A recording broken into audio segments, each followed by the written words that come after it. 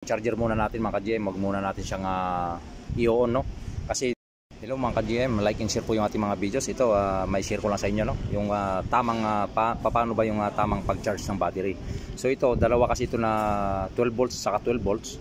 So is 24 siya. Ngayon nilagyan na lang natin ng series cable dito sa kabila, positive, negative. Yan. Tapos yung ating battery charger dito sa negative saka sa positive naman siya konektado, no?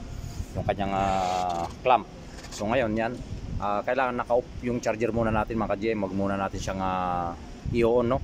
Kasi dito natin ilalagay, kung makikita nyo, dahil 24 volts yung battery natin, dito natin ilalagay sa 24 volts. Yan, no?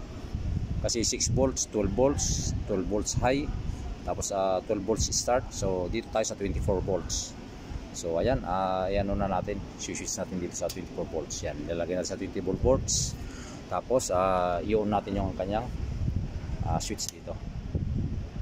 So ayan po, no? So tapos dito i-on naman natin to.